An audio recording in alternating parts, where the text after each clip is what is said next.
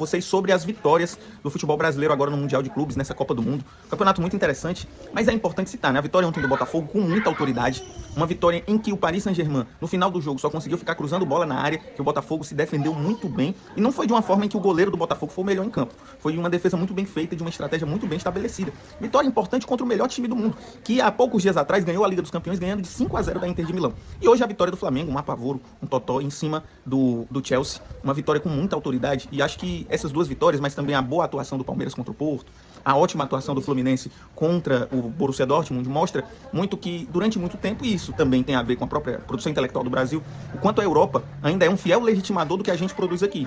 Seja do futebol, que seja um lugar ainda que o brasileiro ainda tem uma prepotência, uma arrogância, olha no olho, mas nos últimos anos, com o poderio financeiro e econômico da Europa, que tira cada vez mais cedo nossos atletas, né?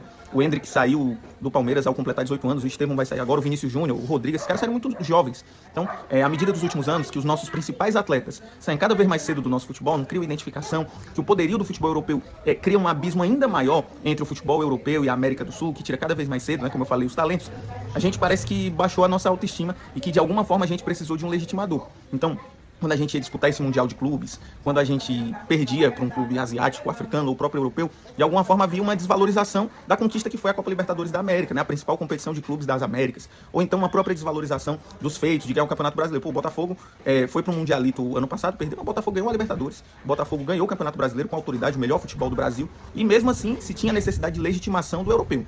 Então esse campeonato de clubes mostra necessariamente que a gente não precisa ser legitimado pela Europa. Que nem o nosso modo de torcer, nem o nosso modo de organizar o campeonato, a gente pode ser muito mais organizado, mas isso não pode influenciar a forma como os campeonatos se organizam, se é final em jogo único, que é um absurdo, ou se as torcidas não podem cantar, levar suas bandeiras, ou que não pode alimentar rivalidades. Então, parece que a gente passou por um processo de europeização do futebol, que na verdade foi destruindo a nossa identidade como futebol, e a nossa identidade de alguma forma, enquanto país, enquanto futebol sul-americano, que a gente precisou dessa legitimação, que a gente precisou disso. E acho que a forma como as torcidas estão festejando, as torcidas sul-americanas, a forma como os times estão atuando, mostram necessariamente que a gente não precisa de legitimação dos europeus. Seja na nossa produção intelectual, na nossa produção teórica, seja também na forma como a gente torce, como a gente acompanha futebol e como a gente joga futebol.